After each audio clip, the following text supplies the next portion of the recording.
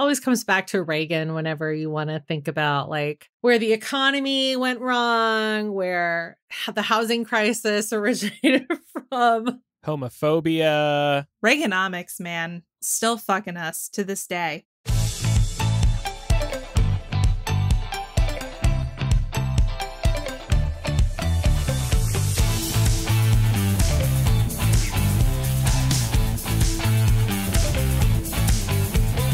Welcome to Millennial, the home of pretend adulting and real talk. I'm Andrew.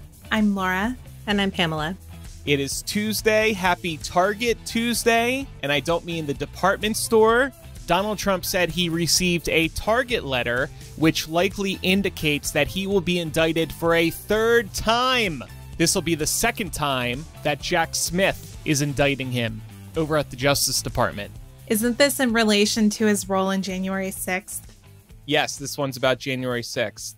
Man, I saw that notification this morning and I thought to myself, is this a delayed notification from a month ago? Like I got deja vu. I could not believe we were already seeing this again. And what a birthday gift to you, Pam. Your birthday is Wednesday, July 19th. Happy early birthday. Happy birthday. Thank you. A gift for me, a gift for all of us. Well, speaking of, though, I just want to say really quickly that Laura and Mark sent me a surprise birthday gift. Aww. They sent me this really nice bag of coffee, Aww. And it's delicious. And I'm drinking some of it now on the show. Ooh. So it's going to good use. I'm glad that you like it. It's really nice, yeah. That is so sweet. Fuck, I didn't send you anything. I know, you're a bad friend. I got you over Christmas. You did. This year I'll double up the cookies. Is that like a fair, like to make up for the birthday? I'm just kidding. We're all in our mid-30s now. I think we're beyond the point in life where anyone should feel pressured about birthday and Christmas gifts. Like, yeah. Oh, definitely not. If you feel compelled, if you think of something, do it, but don't stress yourself out. Yeah. Mm-hmm. Yeah. I'm just going to DoorDash something for Pam tomorrow. One of my friends actually did that for me one time. I thought that was kind of a nice, easy thing. That would make me the most happy. If you did, even if you didn't, I would be fine with it. But I think that's a really nice, like, I've done that before for friends too. Or I've DoorDashed like a cupcake. Yeah. That's especially sweet. if they're like away from home and like are probably not going to celebrate till they get back. I'll just like look to see what bakery looks good on DoorDash and I'll just like send them a little cupcake. That's very cute. I DoorDashed Andrew Duncan one time when I knew he was going to have a hell of an editing job. You did. I forget what it was. I don't know if it was this show, if it was Mugglecast, but there was something fucked up with the audio, and it was also really, really long. It was a long one. Yeah, that was so sorry. Yeah. And I think it was my fault too. That. I think it was my story that dragged it out.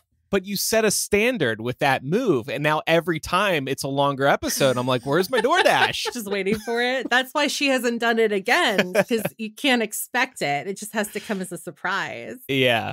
It's kind of like my holiday cookies. I sent them in October instead of in December. Hey Siri, please set an alarm for 8 a.m. tomorrow. Okay, that'll be my reminder to DoorDash Pam something. I won't be home. I'm gonna totally forget for like 30 seconds. Don't do it. Oh shit, really? Okay, cancel that. I have to go pick up my brother from the airport. What time's a good time to DoorDash you something tomorrow? Oh my God. Probably like, I don't know, anytime after 2. Oh, that's late. Okay. I know. Lunch or dinner it is then. Okay. Or you could do it really early in the morning, like at 6. Oh, I'm not going to make some person deliver something to your house at 6. And there's nothing around here, so they wouldn't want to take that DoorDash anyway. Yeah. Yeah. And that means I have to get up at 6 to order something. You're already up. We know this about you. Not that early. Not that early. I thought that you got up at like 5 o'clock in the morning. Oh, God. That was years ago in LA and for hypeable stuff. No. Oh, well, it is a good birthday week for you. So you got the indictment. You got the entire world seemingly burning. And Barbie's out this weekend. Oh, Barbenheimer. Yeah, I'll be doing that this weekend for my birthday. You're doing both? Hell yeah. The Oppenheimer, 3 hours long. No, thank you. I'm there. I'm down. I mean, we're going to split it up, but yeah. Okay. It's Are gonna be you fun. doing a double feature though? Probably a bit like at different hours of the day. Yeah. So like in the morning and then in the evening. Yeah. You go see one and then you go get lunch or drinks or whatever and then you come back. Yeah, exactly. You're going to do Barbie second, right? I feel think so. Yeah. Yeah. I actually do know somebody in the also in the entertainment journalism industry who is championing for Oppenheimer last, but I feel like I need Barbie to go last. Yeah. Because it's such Oppenheimer's so heavy.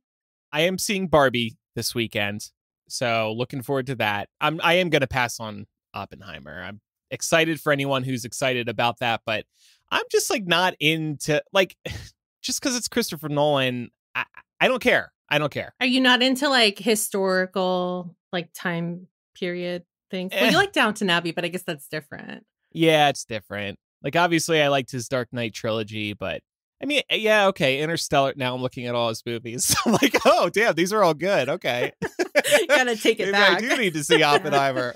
I was going to say, I mean, I feel like Downton Abbey is messy. That's like a lot of the appeal. And the story behind Oppenheimer is pretty fucking messy too. So I feel like you think you would enjoy it, Andrew. You definitely would get up and pee, though. I feel like you're going to miss like 10 minutes or so around the 2-hour mark. So maybe check that app to see what a good time to pee is. Well, yeah, and I saw the new Mission Impossible this past weekend, and I saw it was 2-hour, 43-minute runtime. I threaded about it. I said, I can't believe this. Barbie's saving the world in like an hour 45. Tom, you should be able to save the world in maybe 2 hours, 2.5 hours. It's because he's just Ken. He's just Ken. Yeah. It's a lot harder for him. Yeah. But I went into Mission Impossible. Oh, and by the way, it's just part 1 of 2. But anyway, I went into that movie knowing I am going to leave halfway through to take a break, to go and pee. It's just stressful to be like, oh, I got to plan my pees so I can make it through the entire Mission Impossible movie or Oppenheimer. Like Barbie, 145. Okay, I will strive to not leave to pee. But like these other ones, I just got to take the pressure off me because then it's just stressing me out. You just got to time it appropriately. Time your intake of liquids so that you're taking a pee like 15 minutes before the movie starts. Yeah. And then limit your fluid intake for the duration of the movie and you'll be fine. Yeah, but I like having a beer or two during the movie, before the movie. Yeah, I mean, fair. Anyway, before we get into our stories today, and we're going to focus on the actor strike and striking and a little bit of AI talk today as well. But first, just wanted to plug that we have a new variety show out. And Laura, do you want to tell people real quick what we did in this one? Yeah, so we were actually inspired by last week's 90s nostalgia conversation about shows and brands that we would love to see adapted, either into movies or, you know, more updated shows. And we looked at some classic 1990s commercials. Boy, were they unhinged, honestly. I just gotta say, it still shocks me that Herbal Essences was able to get away with what they got away with in the 90s. And we also looked at an example of a children's toy commercial from the 1960s, and it was nightmare fuel. That was actually one of the few variety shows that we've done on camera because we wanted to capture our reactions to these commercials, both from a nostalgia standpoint, because we remember some of these, and we were able to have a lot of really good riffing and conversations about that, but then also to capture just the pure shock at some of the stuff that was advertised back in the day. You would never see this stuff advertised in commercials in this way now. No. So yeah, that's available on our Patreon, patreon.com/millennial. We do lots of bonus content throughout the month, every month, including After Dark, which also this week's will have a bit of an AI tie-in as well. We're going to be talking about face filters and what it does to us when we use them thanks everybody who supports us. We couldn't do it without you. So as Andrew teased, we have a strike-themed episode for all of you. Of course, this is inspired by the actors' strike, which just kicked off last week. So for anyone who might have missed it, SAG-AFTRA, which is the union that represents all working actors in Hollywood, officially approved a strike against the film and television studios. That happened last Thursday, and its national board actually voted unanimously in favor of striking. So they're not fucking around here. The WGA, which is the Writers Guild, that's the union that represents the people that actually pen the things that we all love so much, also voted to approve a strike back in May. And we talked about it here on this show. If you want to take a listen to that and brush up on what's going on their side, you can check out episode 914 for that. The WGA's strike is still going strong. This is only the second time in history that SAG and the WGA have been striking at the same time. So that's significant from a historical standpoint in Hollywood. The last time that this happened was back in 1960.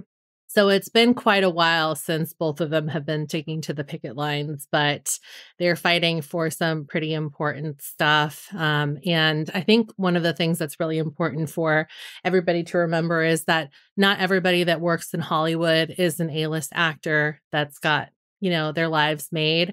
So a lot of what is being fought for is also to benefit the little guy, people that are just starting out, or people that are even like series regulars. Some of the firsthand testaments that have been coming out as a result of this SAG strike and also the writers' strike is really kind of harrowing. Like, it's almost like impossible to wrap your head around the fact that some of these people that you probably recognize or whose work you recognize can barely afford to live in Los Angeles where they have to be for work.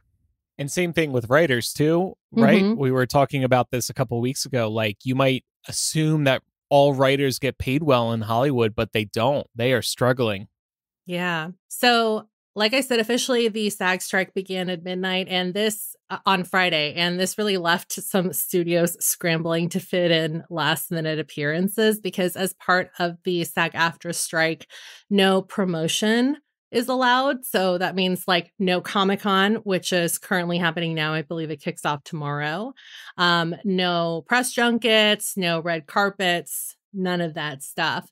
Notably, Universal actually jumped through hoops to push the London premiere of Oppenheimer up by 1 hour. And that was just to ensure that this movie with a cast of really big name stars would be able to walk the red carpet, pose for photos, and participate in some interviews before the entire cast decided to walk off together at midnight Pacific Standard Time. So, and one interesting point of clarification I think we should talk about briefly is that you mentioned actors can't appear at San Diego Comic-Con. They aren't going to appear at San Diego Comic-Con because typically when actors go there, that is part of a studio agreement to get those actors to Comic-Con. Think about a big Twilight panel or Hunger Games panel. Lionsgate was orchestrating that appearance at San Diego Comic-Con. And the reason I bring this up is there have been a lot of questions around, does this mean actors are no longer going to appear at LeakyCon, Fan Expo 2024 or 2023 in Indianapolis, all those other fan conventions? And the answer is yes, most of those actors still will appear because those negotiations were done outside of the studios. Those were directly with the actors' reps. So don't expect them to appear at a convention for the purpose of promoting a specific movie. You won't see that happening. But if they're going to do an autograph line, photos, speak on a panel, you'll still see them doing that. Yeah. So nothing to promote, as Andrew was saying, any company that's being struck. So any studio that's being struck. That means that, like, say if we were famous and part of the SAG, or even if we weren't super famous and we were part of SAG, we could go still, do appearances as ourselves, but we couldn't promote whatever movie was out in theaters or whatever show was about to premiere. So right. That's a good point. And there has been a lot of conversation online surrounding what is and isn't allowed. Lots of mixed signals out there too. If you're interested in reading up on what you can and can't do to support the SAG-AFTRA strike, or what is and isn't allowed for people that are part of the union or want to someday become part of the union, you can head over to their website. They put out a really extensive FAQ as a result to some misinformation that's been going around ever since this was approved.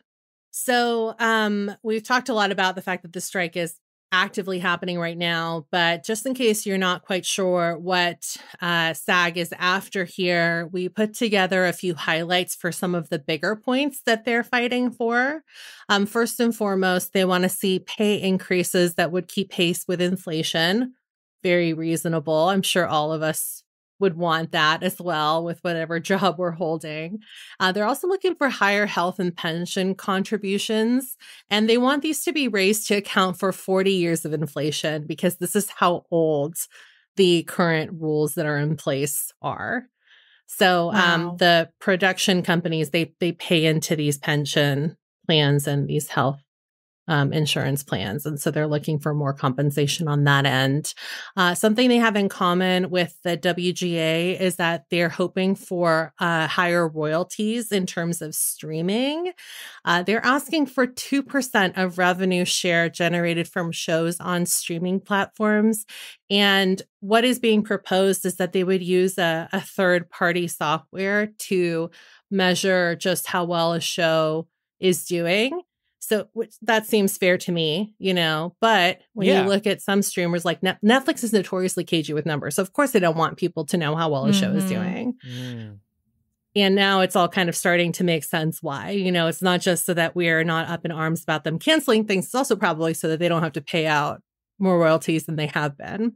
Yeah. And we've heard from a couple actors over the years that even like actors or directors, the people on the inside who made the darn things, do not know how well these things are doing, which is outrageous to me. Like, I can't imagine being a director or a creator of a show that exclusively debuts on Netflix and you have no idea how many people are watching.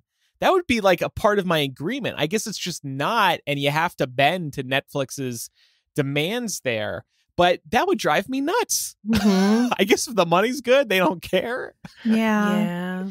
Well, especially when you start, talking about writers and, individual episode directors and things like that. They've started sharing their checks and the amount of money that people are making, in terms of their residuals it's pennies comparative to the total revenue that these products are bringing in. Yeah, so I'm really glad you really brought that up. I think all of us tuned into at least part, if not all, of Netflix's Orange is the New Black. That was a huge, successful show for them. In a lot of ways, like, that sets the bar for what they would want all of their originals to do. They want shows that can be Emmys contenders, Golden Globe contenders, bring in the accolades. But it seems like the way they're treating the talent that gets those shows there is really messed up. Kimiko Glenn, who you guys all might remember, I think she played the character So-So. I think that was the name of her character. She was on the show for quite a while, wasn't an original cast member, but still somebody that you would notably recognize from the series. She posted a TikTok showing that she only made $27.30 in foreign royalties this past quarter. And just looking at, the way she scanned through just how many episodes it took for her to make that much money is insane. And she's posted some follow-up TikToks since then. So if you're interested in hearing more about, what she has to say on that regard, I would head over to TikTok and check out. I think she made like 3 videos on it. So another example that I found over on TikTok was from Reservation Dogs and Rutherford Falls actress Janice Schmieding. She tweeted, I pull in 3 cents each quarter for unlimited worldwide streams on FX, Hulu, Disney, and Iger still yachting. And that was in relation to Reservation Dogs, which is also one of those shows that has gotten a lot of buzz. Yeah. And her compensation for Rutherford Falls, where she plays a larger role as far as royalties go is not much better. I think in the pay stub, if I remember correctly, she was only pulling in about $33 for the quarter. Holy shit. And the request for a 2% revenue share has been rejected by the AMPTP. I saw a side-by-side comparison of what SAG-AFTRA is proposing and what AMTP has countered, and they just flatly rejected it. Nope. I can't say I'm surprised that the studios are flatly rejecting it, because they are having a hard time making money off of streaming. They're spending tons of money investing in these shows, making these shows, and they have no room to start paying out the actors. But that's on them. They need to figure out a better business model. And of course, it's going to trickle down to us. You think $19.99 a month for Netflix is expensive? Mm-hmm. Wait till we're paying $30 a month for Netflix. And that's the thing. Like, I will not be convinced at all that even if, the actors were to get this deal, this 2%, I think that 2% just gets passed on to the consumers. I don't think that any of these CEOs are going to take a hit to their bottom line to support this, it's something to be frustrated by as a consumer too. Yeah. God forbid they take a bonus cut off of their millions. Right? What is it? Bob Iger's salary is like $24 million or something like that. And David Zaslav's over at WB is even larger. Yeah. And I believe that the CEOs of Netflix make $30 million. It's crazy. And, by the way, little aside really quick.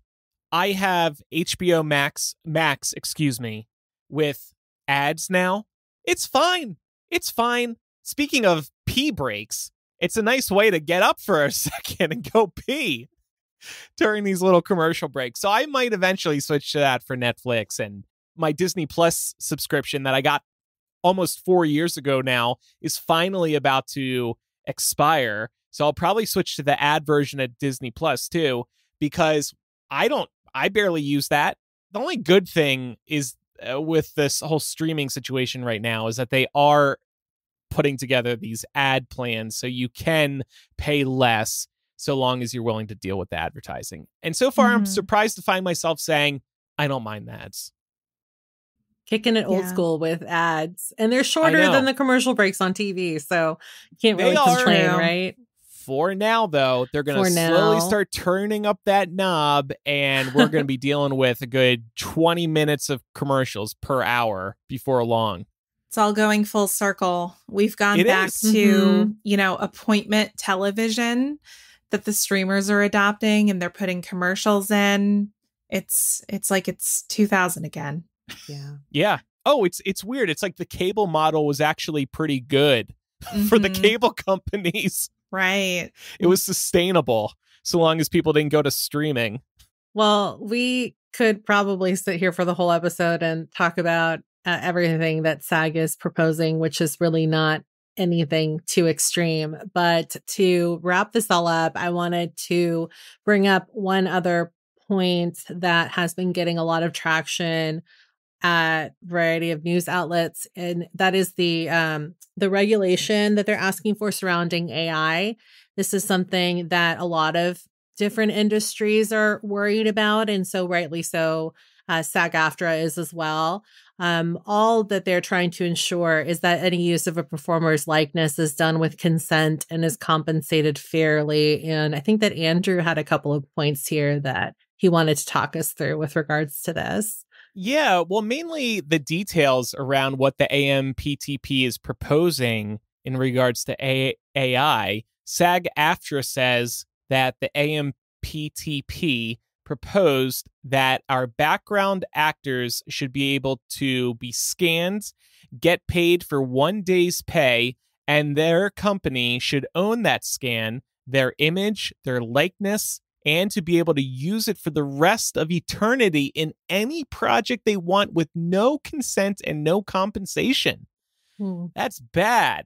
Yeah. So this is only background actors, but this would just be a first step before they start getting some of these other actors on board. I mean, that's an outrageous ask. It really is. It seems like if they want to use AI in this way to sort of make providing background characters in a more easy way and in a cheaper way, I guess that's fine. But why not pay these people a certain amount per use of their likeness? Yeah. Yeah. I think that would be something that would be a lot more negotiable. But one other point that I saw brought up with regards to this is like, obviously, yes, compensation is key, but I guess, when you're an actor that's doing background work, a lot of these people are trying to get up to more regular work or series regular work or starring role work. And a lot of, that time spent on set allows them to learn the ropes of the other side of the business. It's good for networking. It's a good way to get your foot in the door. And so if you're just on set for one day, as opposed to 30, it's less of an opportunity for you to really take advantage of being in that atmosphere. And that's a point that I had not really thought about until I saw someone bring it up. And so I think in that regard too, it makes sense why, especially background actors wouldn't want this to happen. Yeah, it's a really good point. I didn't think about it that way. And we've been seeing concerns over AI amongst other unions as well, thinking about the media. And we're going to address that a little later in today's episode. Writers don't want to be replaced by AI, of course. And so far, studios, media publications are balking at that because they see dollar signs in the amount of money they'll be able to save by using AI. So on the other side, you have, as Andrew pointed out, the AMPTP. This stands for the Alliance of Motion Picture and Television Producers. So they represent all of the studios. They put out a statement basically saying that they offered, quote, historic pay and residual increases, substantially higher caps on pension and health contributions, and groundbreaking AI proposals that protects actors' digital likeness. And then, because I guess they wanted to pour salt in open wounds, they also added that, quote, the union has regrettably chosen a path which will lead to financial hardship for countless thousands of people who depend on the industry. So basically, they're saying that it's SAG-AFTRA's fault that people are going to lose money. Mm-hmm. Did y'all see Ron Perlman's video in response to this? Oh my God. It was threatening. We should play it real quick. It was really good. I know we threw it in Slack.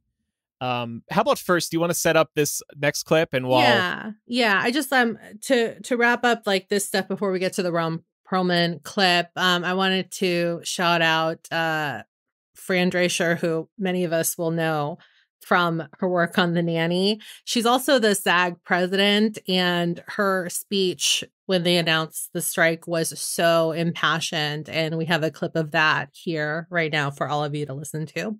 I cannot believe it, how far apart we are on so many things, how they plead poverty, that they're losing money left and right when giving hundreds of millions of dollars to their CEOs. It is disgusting.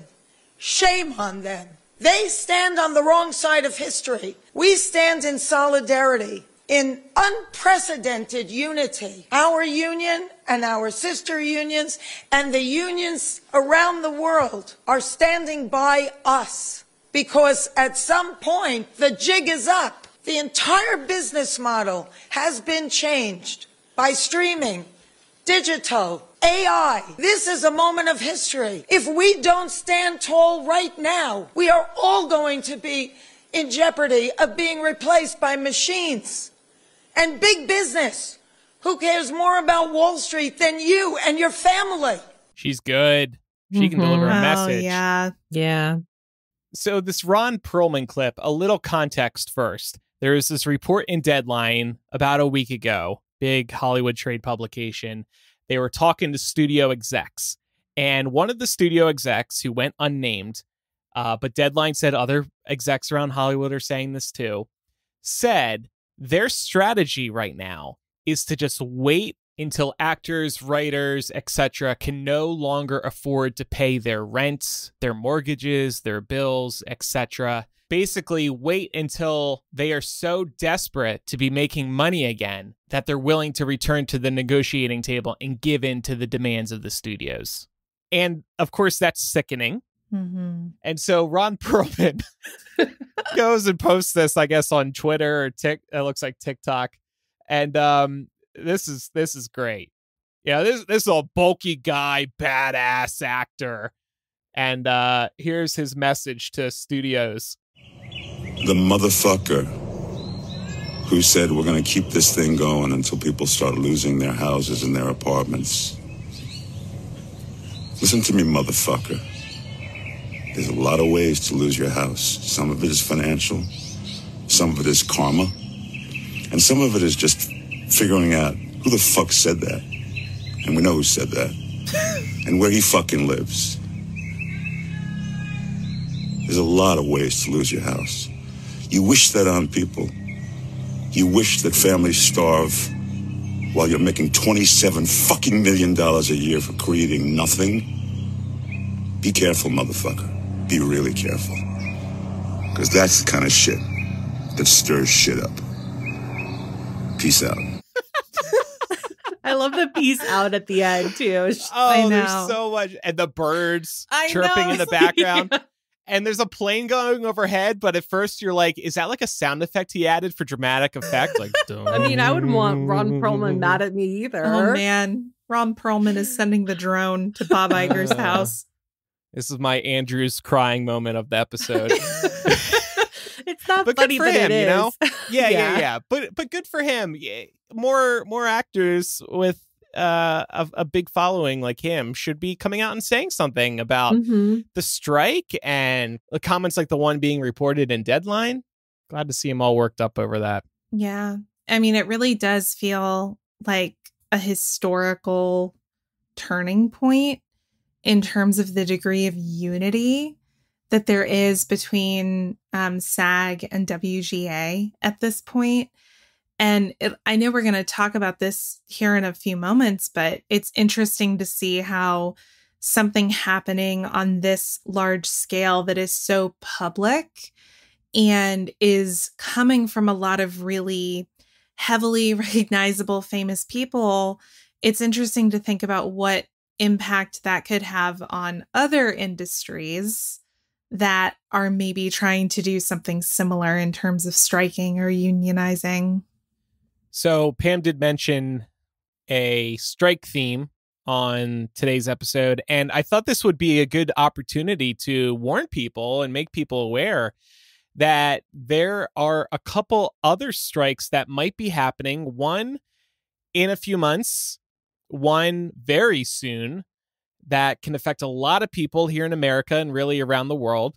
The one happening sooner is the UPS one. This one's deadline is actually approaching very soon. It's August 1st, just about 2 weeks away, a little less than that. UPS, major delivery company in the United States and around the world. It is vital for consumers and business owners. In fact, it is 30% of the parcel delivery market by revenue. FedEx is 33%, USPS is 17%, Amazon is 12%. And that gives you a sense of just how big UPS is. They are the biggest. FedEx actually told employees that no one carrier could absorb all of UPS's volume. So if UPS workers strike, then we're going to have major delivery problems in this country. And I've been reading that business owners are already beginning to ship with others in case this UPS strike does pan out. Negotiators actually have netted some wins so far, though. This is insane. I did not know this. UPS has agreed to install AC systems in new vans beginning January 1st, 2024, but not in the old ones. I guess they can't be retrofit. However, old ones will get fans, just regular fans, heat shields on the bottom to prevent the heat from coming up from the asphalt, and air induction systems. And the new vans with the AC will be sent to the hottest areas first. So probably like Vegas, Phoenix, and other areas in the Southwest to begin with, and I guess the South in general. But did you guys know that UPS vans don't have AC? That's No, wild. but I feel like it makes sense because they don't even have doors. I always thought like they're just letting the AC blow all the time. But then it wouldn't even like, I mean, I guess it could blow in your face, but it's like yeah. they probably, I'm not even surprised. Like maybe I'm little shocked, but not surprised that UPS as a company would be cheap enough to say like, well, they got to keep their doors open. So like we shouldn't spring for extra stuff like AC because it's just going to like eat up gas. Mm-hmm. So yeah, I guess I just honestly never thought about it. And that makes me feel kind of shitty because, you know, how often have we all had a UPS person deliver something to us? And by the way, they're always super nice. yeah. There's a couple of TikTok accounts of UPS drivers who tape themselves interacting with people's dogs. Like they pull up in the van and dogs will like come up and get up in the van to say, or get up in the truck to say hey to them. Yeah. I mean, it's crazy to think that there's no climate control whatsoever, given that they're effectively driving around in an open truck. Yeah. They're exposed to the elements. Maybe that's why they have them in shorts. Yeah, like allowed to. Yeah, I think instead of like long pants because they might overheat. But it's kind of ridiculous that like I guess like the workaround to heat is just like, well, we'll just give you some shorts to wear. Yeah. You know, that doesn't solve an issue. So I was looking around to see what about the other carriers. FedEx vans are equipped with AC, but it's a little complicated because the FedEx ones do, but then they also lease a bunch of vehicles, and those are mixed in terms of whether or not they have AC. USPS mail trucks, those iconic ones we see, do not, but they are working on getting new trucks, and I think they are going to have AC. I vaguely remember talking about this on the show. Yeah, they're getting a revamp, right? Yeah. Yeah, I remember us talking about that too.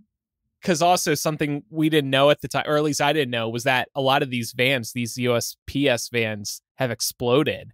They've got bad engines in them, and they're getting older and older. They really need new ones. So anyway, again, UPS is finally going to start putting AC in their trucks, and it was a bummer to see that hadn't been the case. Obviously, they're working out other issues. Again, this strike is potentially about 2 weeks away, and it could be a very big deal.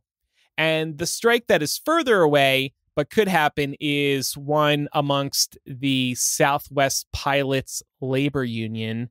They recently asked to be released from federal mediation for a new contract, which lays the groundwork for a potential strike.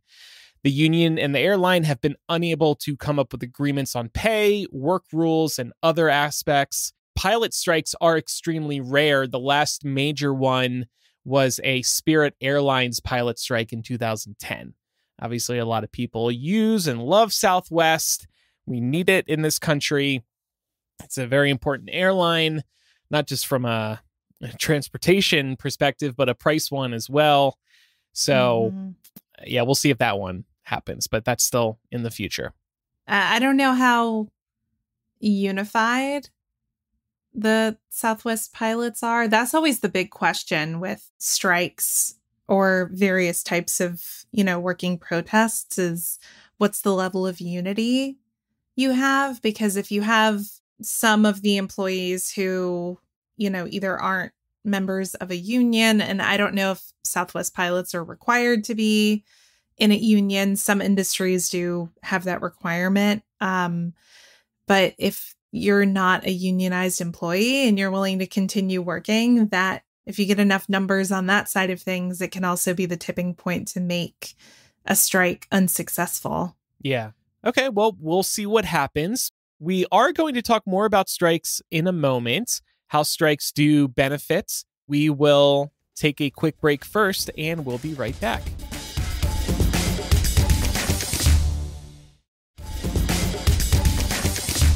Continuing on this theme of strikes, let's chat about what strikes and labor unions and the labor movement have done for workers, and also look at some examples of historical strikes that, have worked, haven't worked, kind of worked.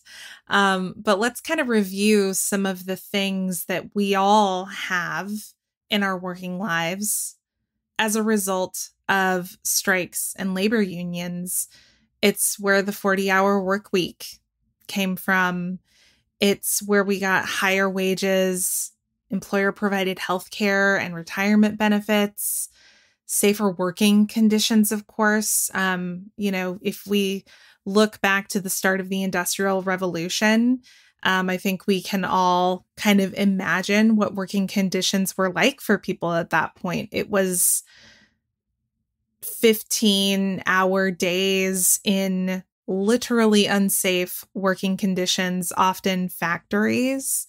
And, striking and labor unions really implemented a lot of safety measures and health measures in terms of the amount of time that you're working around many industries of work. It's where we also got vacation and paid sick time. Pretty important. Which, yeah, I mean, I think it's something that we take for granted, but these were hard-won workers' rights. They were fought for a very long time. And, there are still some industries and some types of work, particularly if you're part-time, where you don't get paid sick time still. And I think these are things that labor unions are still trying to close the gap on. Something else that we got from labor unions, weekends. That's kind of crazy. Yeah. Mhm. Yeah. I mean, this didn't used to be a thing. Also, the ending of child labor was a big one, although some states, like Iowa, are trying to bring it back, baby. Great. And then, of course, the Family and Medical Leave Act, otherwise big known one. as FMLA. It's a huge one. Mhm. And there's more even than this. And strikes and labor unions have brought, workers' rights to the forefront, not just here in the US, but around the world. Not all of these things even came out of the US. The 40-hour work week, I think, actually came out of Australia. Which was something interesting that I learned when I was reading up on this. And hopefully strikes, I'll talk about America briefly, specifically. Hopefully strikes and labor unions continue to push these things further in the decades ahead, because you look at how workers are treated in many countries overseas, and there's shorter work weeks in some cases, of course, higher wages, a lot more vacation and paid sick leave. I mean, that's a big one. We look at in other countries, we see some of our European friends on vacation for weeks and months every year. And it's like, wow, what a life that must be.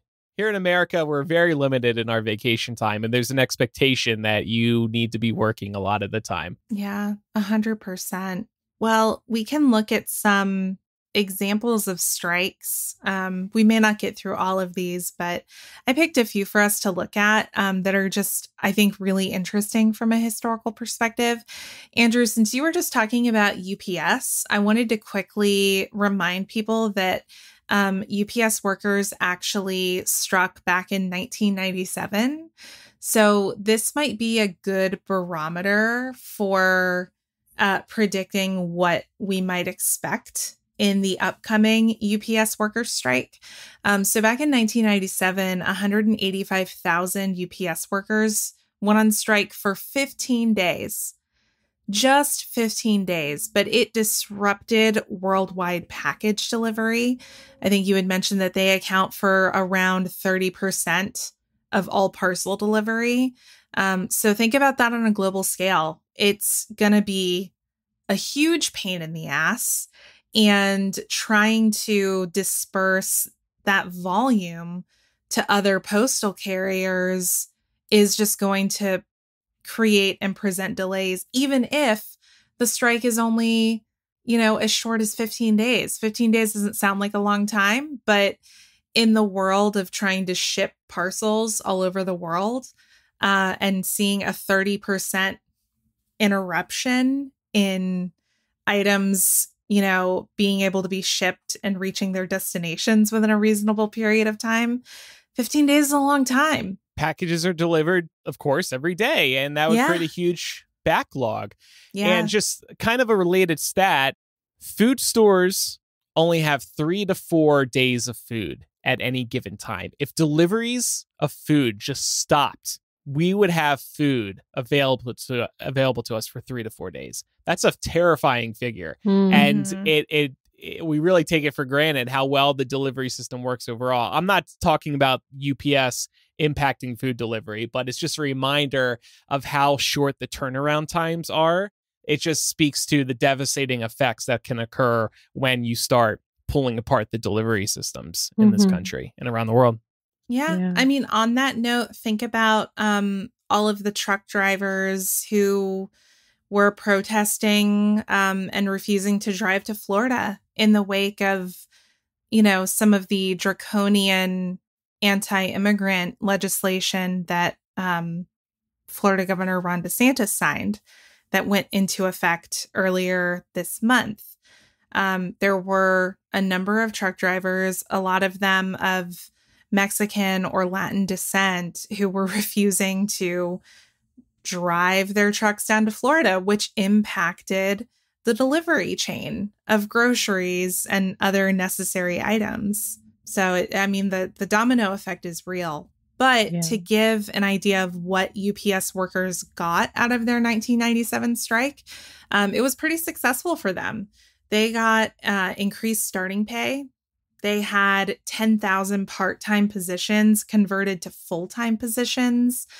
They had increases in contributions to their benefits and pension plans, as well as a guarantee that full-time openings would be filled by current part-time employees instead of going external to fill those positions. Yeah, so it was a pretty successful one. And a lot of that, goes back to what I was talking about earlier, which is the level of unity and the level of impact that it's having on people who aren't necessarily these workers, right?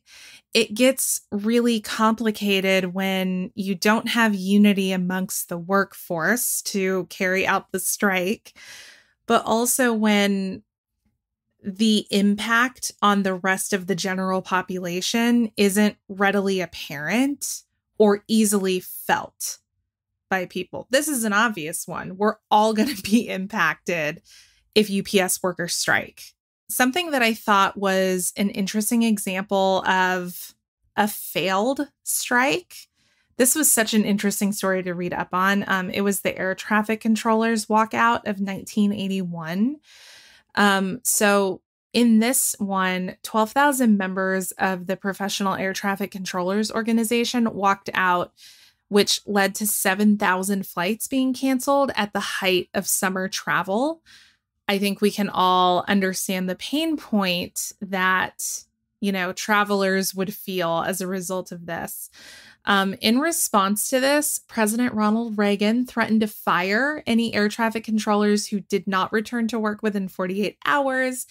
And when they didn't, he did deliver on that promise. He also barred any of these air traffic controllers from ever working for the FAA again. The Professional Air Traffic Controllers Organization, or PATCO, sort of in advance of this strike, had called for reduced work weeks and $10,000 raises across the board. This would have been to the tune of $770 million, to which the FAA offered just $40 million in raises across the board. So they were nowhere close to what PATCO was looking for. But ultimately, the FAA was able to do this for a few reasons. And those reasons also amounted to, kind of why this strike failed. There was this lack of compromise between PATCO and the FAA. They were nowhere close to each other. There were also a number of non-unionized air traffic controllers who were stepping up to fill the gap. So when these 12,000 members stopped showing up to work, there were a few thousand others who were putting in overtime and stepping in to fill the gap, which is what I was talking about earlier, related to the need for unity amongst employees in order for something like this to be truly impactful. It also does not sound safe for others to be stepping in and be overworked when you're controlling the direction of planes and managing them in the air. 100%. And it's such a double-edged sword because like you definitely don't want that. You don't want people stepping in and being overworked doing that kind of work. Because one small mistake is catastrophic as an air traffic controller. You also want these people to be well compensated. Like, I want the person who is providing air traffic control to the plane that I'm on to be making fucking bank. I want that person to be flush with cash. Yeah, just like pilots too. And they are paid very well. There was a report just a month ago, actually. Critical U.S. air traffic control facilities have faced serious staffing shortages. 77% of critical air traffic control facilities are staffed below the FAA's 85% threshold.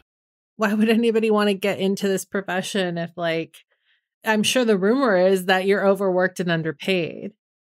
So what is the incentive there? I'm assuming that not much has changed since they tried to strike in 1981. But the irony is really that they were fighting for reduced work weeks, and yet there were people out there who probably need to make money, understandably, that just decided to be overworked instead. To, that point and the point that Andrew just brought up a few moments ago, Liza raised something really good in the Discord.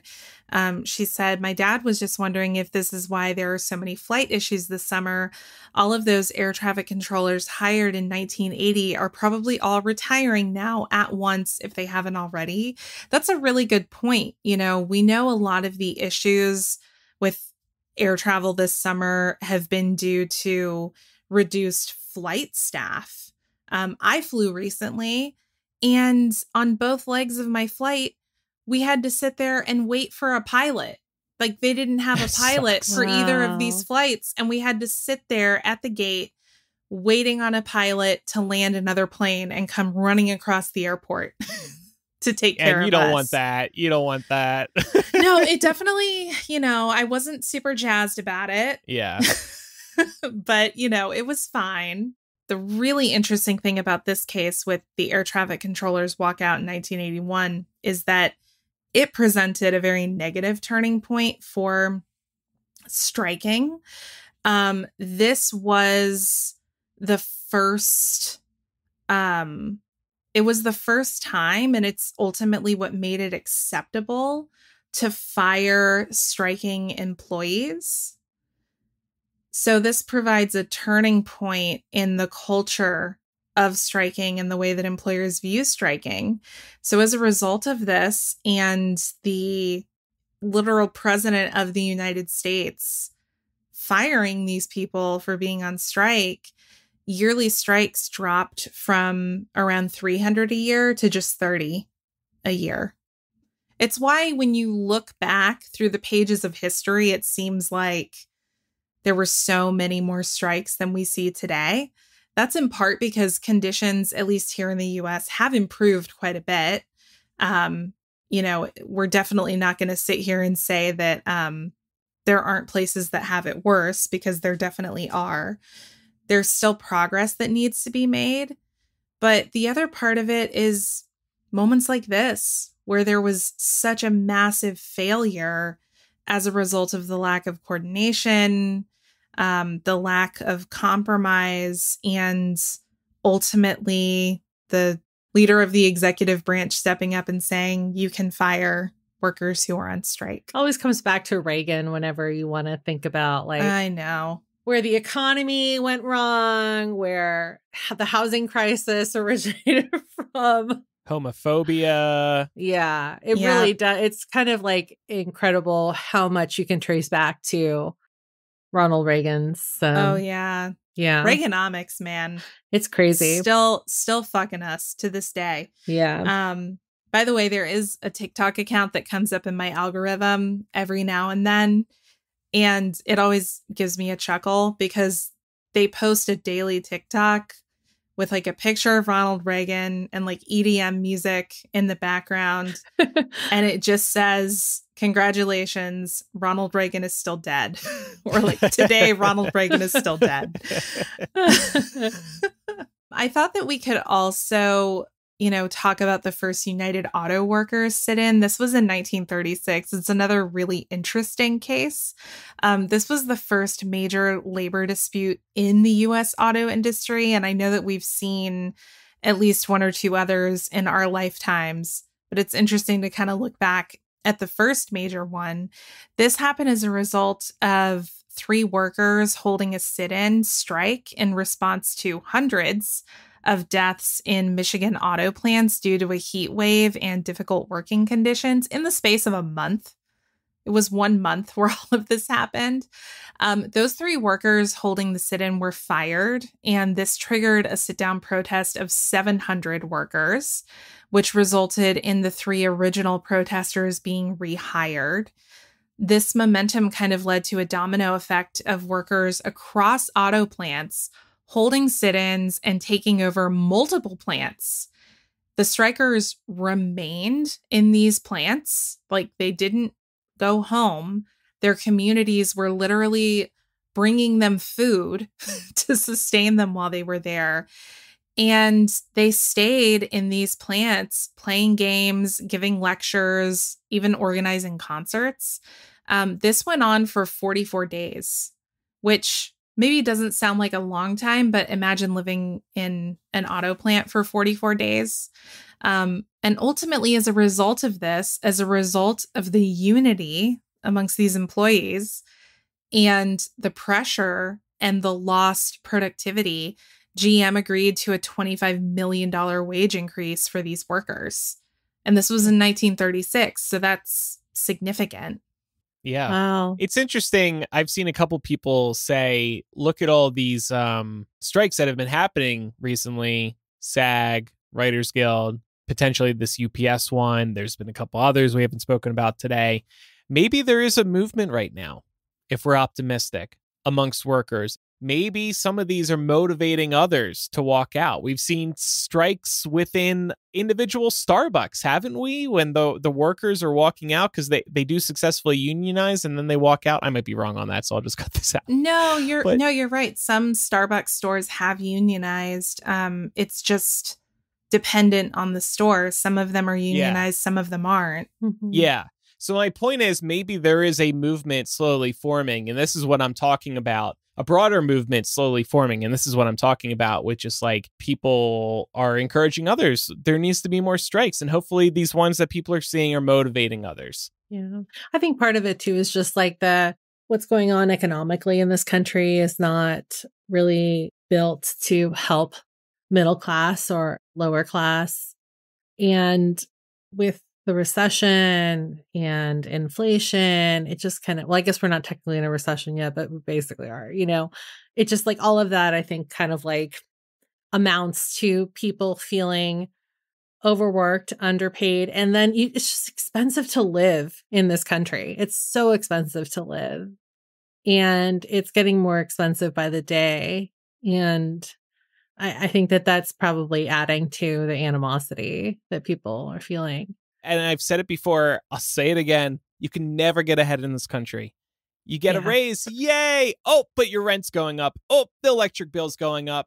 Oh, you're you can't afford your car anymore either. Oh, gas is going up. It's like you never can get ahead in this country. And that's how it's set up. It's set up. Mm-hmm. We're always under their thumb. Yeah. But they want us to believe that we can. Like, America still touts the idea of how anyone can pull themselves up by their bootstraps, can strive for the American dream. And yes, technically anyone can, but it's getting harder to get, a larger piece of that pie as a result of what you were saying, with just the fact that like it's hard to get ahead. And then the constant gaslighting. Oh, you could buy a house. You're just not working hard enough. Ass, and worked a 4th job and bought less avocado toast, blah, blah, blah, blah, blah. And it really gaslights people into being anti-union. I mean, I think during our lifetimes, we've all seen a lot of anti-union sentiment. Even, I'm glad, Andrew, that you brought up Starbucks. Starbucks has been union busting like crazy. They're trying to make it extremely uncomfortable for employees who are interested in unionizing. There have been other examples historically of companies doing this. I mean, literally having anti-union members of their staff like rat out people who are considering forming or joining a union. It's very disturbing. Another current example is Apple retail. Yep. Those retail workers want to unionize, and I think a couple have successfully. But Apple corporate is trying to union bust. They are 100%, which is crazy because we think about companies like Apple and Starbucks as being, quote, progressive companies. But, only so far as it doesn't impact their bottom line. And I think that's what's so galling to people is we're coming out the other side of a pandemic, depending on who you ask, because the reality is COVID didn't go anywhere. We've just learned to live with it, where these corporations saw massive profits. And yet they're sitting here poor mouthing to us, talking about how they don't have, the finances to support some of these requests that are coming from employees. Meanwhile, they're paying their CEOs millions of dollars a year. They're ending up with millions of dollars in bonuses all the time. You're telling me that these people can't take a 2% cut in that to help, people at the bottom of the chain fucking pay their rent? I know. It's ridiculous. Yeah. We've got some other examples that we can include links to in the show notes. I would definitely recommend reading up on them. I know that we need to move on to our AI discussion, but definitely check out our links to the Memphis sanitation workers strike, the postal workers strike in 1970, as well as the Hornell, Minnesota meat packers strike of 1986. And recently, a new General Motors workers strike in 2019. So we'll include links to those in the show notes. People have the power. Yeah. Just got to unify. That's the thing. Yeah. Like, you got to be on the same page. Well, we will talk a little about AI in a moment, but first we're going to take a quick break and we'll be right back.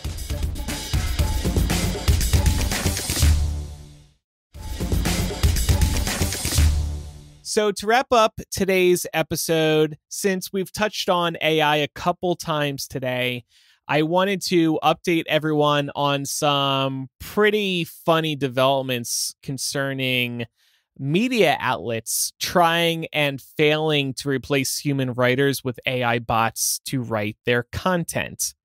So the main one I wanted to talk about today was GO Media. They own sites like Gizmodo, AV Club, Jezebel, IO9, Kotaku, and they announced recently that they would start testing AI written content. And this announcement, by the way, came just a few days after laying off several writers, so it was a really bad look, especially in terms of timing. The AI articles were simply published with a byline with an author named Gizmodo Bot, and one of the first articles published and written by the bot was put up on IO9. It went really badly. And we have a couple of screenshots. The article was a chronological list of Star Wars movies and TV shows. You go and look at this list. It's an extremely simple list. It's the title, the year, and then a very small description of each movie or TV show. It was just one sentence long, it looks like, for each title. And they put the releases out of order. It goes from 2017 to 2019 to 2008. To 2014. And this got published. This was one of their first AI written articles. So it was very embarrassing. The deputy editor of IO9 quickly spoke out about this. They said, hello. Their name was James Whitbrook. Hello, as you may have seen today, an AI-generated article appeared on IO9. I was informed approximately 10 minutes beforehand, and no one at IO9 played a part in its editing or publication. And then James sent off a strongly worded email to his seniors at Geo Media, and also a list of corrections for that particular article. To replace a writer with a bot is bad enough, but to not ask someone to fact check it, they just generated it in, let's say, ChatGPT, copy and paste it, and press publish. Because that was a very glaring error to suddenly jump back to 2008, then forward again. Yeah. It's so jarring how much trust I think people are placing in these AI tools. And don't get me wrong, these can be amazing tools for helping you maybe create a template for that article that you want to put together, but you still need human intervention here because AI will be confidently wrong. Sometimes Yes. you'll ask it a question and it will sound so confident and official and legitimate and be dead wrong. At the very least, they should have had an editor look this over. And it answers so quick. It gives you an answer so quick. You just think to yourself, how could it be wrong? And knew that so fast. It's always hilarious on Jeopardy when somebody answers a question really fast and Ken Jennings or Mayim goes, no. Yeah. I mentioned Geo Media. Their editorial director, Meryl Brown, said, AI content is absolutely a thing we want to do more of, even following the Star Wars blunder right out of the gate.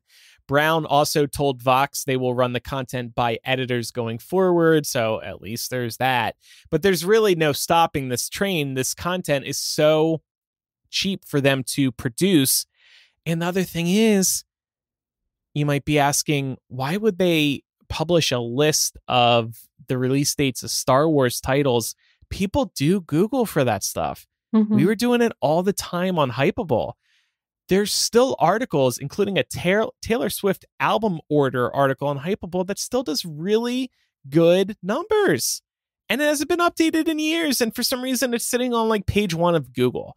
So media outlets are just going to start generating all of these simple types of articles that they think don't need to be written by humans, throwing them up on their site and crossing their fingers, doing a little SEO work and crossing their fingers, hoping that Google's going to rank this content until Google maybe can start identifying which content is written by a human and which isn't. But that could be a long way off because obviously one fascinating part of all this AI written content is that it is written like a human, or at least a human with a decent enough set of writing skills.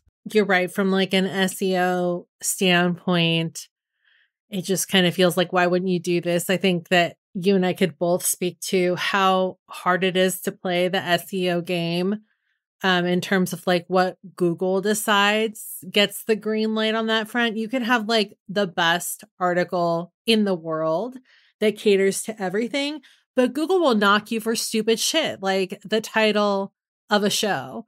Really good example of this, it's like one that still haunts me, is Disney Plus's High School Musical, the musical, the series. Terrible title for SEO. It's obviously the title of a show that has done really well for Disney Plus. As far as like just the Google bot that runs through SEO is concerned, it has too many thes in there and it's too long. So like that's going to ding you for SEO. And that's like not anything that you did wrong on your own. It's just like what the algorithm says is correct. Yeah. So, if you have a tool like Chat GPT that can basically like ensure that you're ticking all those boxes, it's going to make your post shoot up to the top of Google. I mean, like,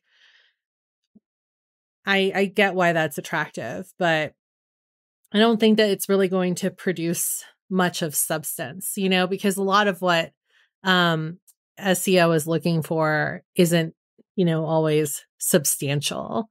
Like if you're just putting together a list of, to your point, the order in which you should watch the Star Wars movies, there's no real like editorial content happening there. But if you assigned that to a human that was, really passionate about the thing, then maybe they could add a little nuance and make it something that's a bit more of an enjoyable read. I guess the senior leadership figures there's no reason to bother editorializing this stuff because people are just trying to come in for a quick list. And to some extent, they're not wrong, but this erodes trust between longtime readers of particular brands, let's say IO9, and IO9. It's they want to go there for articles written by certain people. You build up relationships, parasocial relationships, with the writers at sites. You know, we follow columnists, podcasters, vloggers. You want to see what those people have to say, their opinions, stuff that the AI bots can never replicate. But then on the other hand, there's that, I guess you could say, a wider audience out there that doesn't give a shit who's who at what publication. They just want to get in for a trailer, a little bit of info, the release date of the next season of High School, the musical, the series, whatever, and get out. And that's it. Also wanted to touch real quickly on CNET and their sister site Bankrate, because they've been doing SEO clickbait crap for a while, but they started getting into the AI game too recently, and they had gotten in trouble for posting inaccurate AI content. They had stopped after the backlash, after the errors were pointed out, but they started up again. Oh, and guess what? The articles are still loaded with mistakes. So it's not going well for them either. And really, it's just stunning that like they still can't fact check these articles. For example, this Bankrate article claimed that Boulder, Colorado's median home price is $1.75 million. In reality, according to Redfin data, Bankrate cites the actual figure is more than $250,000 lower. So they're sharing just a lot of incorrect data. Very critical financial figures are just wrong in these articles. And no human's going to bother fact checking all this stuff because it's a lot to fact check after a bot writes it. I would say the other thing is like, first of all, yes, like there is always going to be people that just believe something because it popped up on Google as the first thing when they searched for something. But then on the other hand, you have this mistrust of the media and journalists that has been brewing for quite some time now. A lot of that to do with inaccuracies in reporting. And so then if you're just handing the reins over to an AI bot, assuming that they're going to get it right because it's a machine, they can't make mistakes. Like, this is proof that that's not the case. Whereas if you still had a human doing this job, it's like, yes, there's still room for error, but at least then you're going to have somebody that's like questioning things, you know, and double checking the information instead of just a bot that like only believes that it's right and doesn't believe that there's room for error. This is such an important distinction that a lot of people aren't seeing yet, whether it's media conglomerate brass or just like people who become entranced by the promise of AI. An example of this is there's some AI podcasting tools. Adobe has a pretty popular one right now called Adobe Podcast, and you magically drop a file into it and it cleans up the audio. Oh, what a beautiful world. But then you start using it and you actually start listening to it and you hear errors and it sounds like crap in a lot of places. And it's like, this is not the future anytime soon. Yes, it can save you a few minutes, but you need that human touch sometimes. Yeah. Yes, there's AI podcast editing tools that can help you take out ums in a podcast, but the cuts around the sound like shit. And people have been talking to me about this, like, oh, we started using the editor in Riverside and it's been really helpful. And I'm thinking to myself, really? Because I've tried it and it sounds awful. Yeah. and you need a human working on this type of stuff. So me personally, like, I'm not concerned about the bots replacing me as an editor anytime soon, because these things have a long way to go. And some AI tools for like audio and video production have been around for a while, and they're still not good. So the stuff always needs a human involved. Period. I was also going to say, like, a really good rudimentary example is like, if you want to edit a photo in your phone, right? There's an auto enhance feature that will self-adjust the exposure, the contrast, the warm and cool tones, like every aspect of the photo. It will do it for you based on like what it thinks the photo needs. But how many times do you all actually like the results of that? Because I know I don't. Like, Yeah, I'll click right. that button. Yeah. It always looks like shit. I'd rather just do it myself.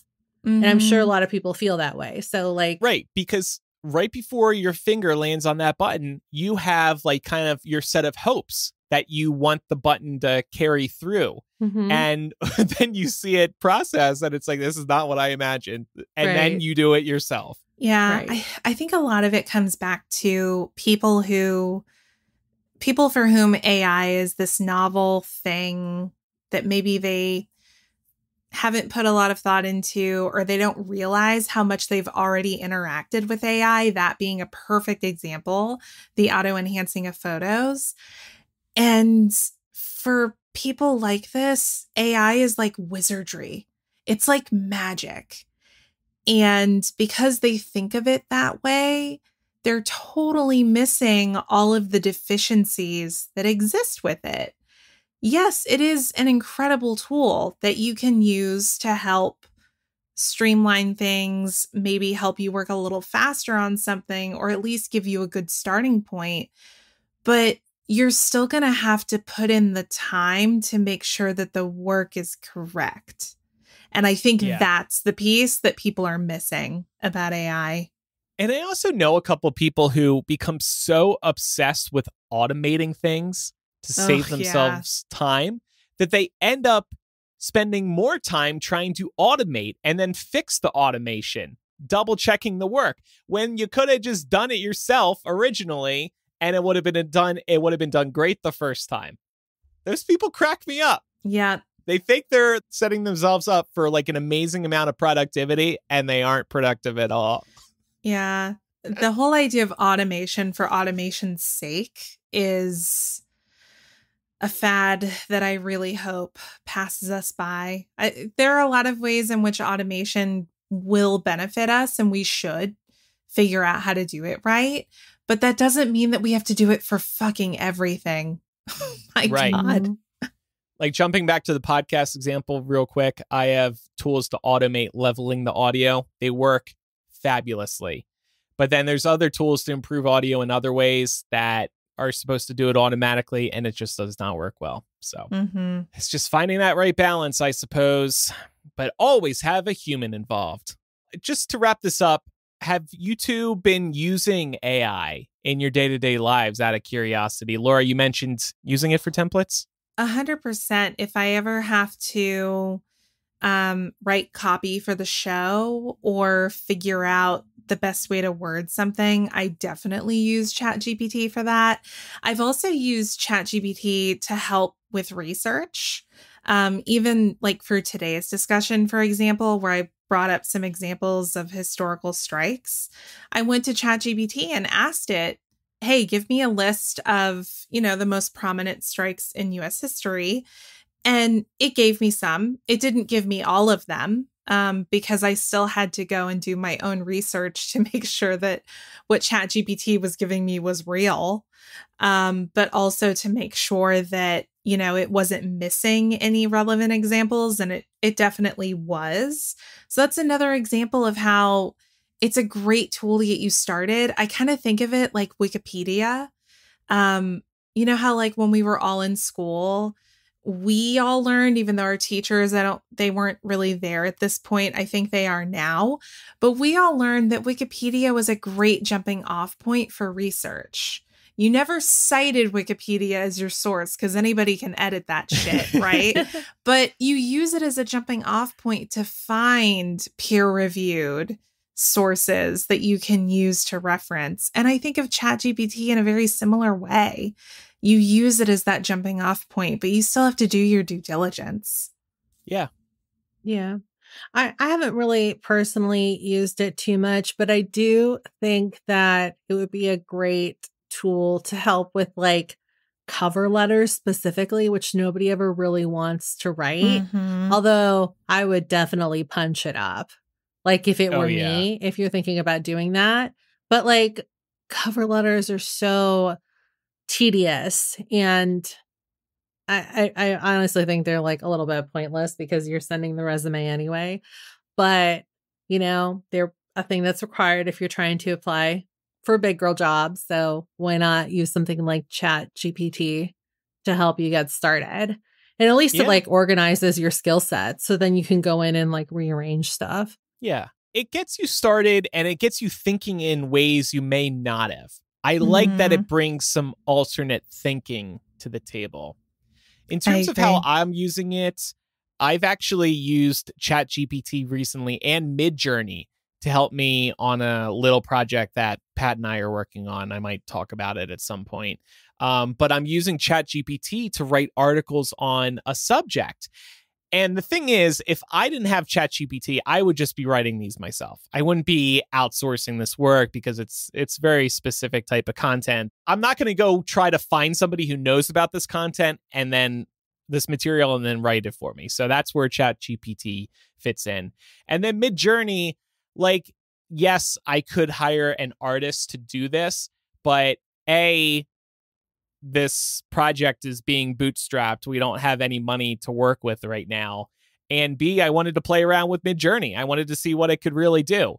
At some point, if this thing actually takes off, then maybe we would hire an artist because I want to sit there with somebody and be like, we want X, Y, and Z. And in fact, while I was working in Midjourney, it was frustrating at times because I would kind of hit a wall with Midjourney. I wanted to say to it, just do this, move that there, but you can't do that.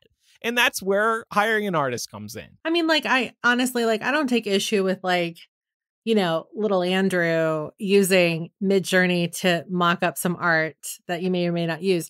But I totally don't think like a company that has money should be doing that. Like, go and pay someone to do it, you know, and that's the difference, right? Oh, you mean like Marvel using it for the opening to Secret Invasion? They used Midjourney or something. Mm-hmm. Come on, Marvel. Yeah, it's like they could have hired someone, given someone a break. It's kind of like a really good example of this is the new Across the Spider-Verse movie. I'm sure Laura knows this. They hired like a 14-year-old animator or like a 15-year-old animator to do a sequence. And it's like, why don't you get someone like that? Give someone a shot. And then it's a good feel-good story. Yeah. You can tell when something has heart behind it, you know? Into the Spider-Verse and Across the Spider-Verse are both examples of that. But to your point, Andrew, about Secret Invasion, I haven't even started watching it yet. I have not heard good things. And I think, you know, a big company like Marvel and Disney using something like Midjourney, I think that's a symptom of the larger problem of Disney execs not getting it and really trying to lean into this idea of automation and AI solving all their problems and saving them so much money. But the reality is that approach, that mentality is directly resulting in subpar quality of the content that they're putting out there. Yeah. Well, we're going to start wrapping this up. But speaking of AI, Laura, that's going to be our focus in After Dark, AI face filters. Yes. It was very fortuitous that we decided to cover all of this plus AI this week because I was recently triggered by the aged AI filter on TikTok. It made me look like a cracked out version of the Crypt Keeper with my flesh melting off my face. So like it was not cute. And it really got me to start thinking about the amount of face filters we're all using all the time, whether it's on social apps like TikTok or even on Zoom. So we're going to talk about that and about the impacts that can subconsciously have on you in After Dark this week. Yeah, that'll be fun and interesting because we are definitely all using those face filters right now here on Zoom. The touch up my appearance filter. It's helpful. It's helpful. But we won't have that once we switch to Riverside. So it's going to be a rude awakening for all three of us. So that'll be available at patreon.com/millennial this week. It's a part of Mega Millennial, which is the main show, ad-free, with After Dark attached at the end. We also release our pre-show banter each week. We don't talk about it much, but just because it's kind of like a relaxed thing and we don't know what's going to happen. We also have that new executive producer tier as well. It's $20 a month, and it gets you access to 2 of our planning meetings every month. And of course, you get all of the benefits underneath that. We wanted to launch this new tier to open up an opportunity for people who maybe do have a little more money to support us, because we could really use that additional support as we depend less on advertisers. So there's more benefits to check out on our Patreon, including a physical gift. The announcement will be coming soon for Bay and executive producer level patrons. We'll probably announce that in another month or two. Time for some recommendations. What do you have for us, Laura? I wanted to recommend for, any of my skincare boys and girlies, looking into Glossier's retinol. If you're looking for a new retinol, I only recently got on the retinol train, and I will say this was not influenced by the aged filter on TikTok, but it definitely, seeing that filter definitely got me back into a better habit of using my retinol more frequently than I was. But this is a really good, I think, sort of middle of the road in terms of price point for retinol. If you're looking for something that's, not one of the higher end, super expensive retinols that you can get from these professional dermatology companies. And if you're looking for something that maybe has, a little more of a retinol formulation than what you can get in a drugstore, Glossier's is really good. I've been pleased with the effects that it's had for me.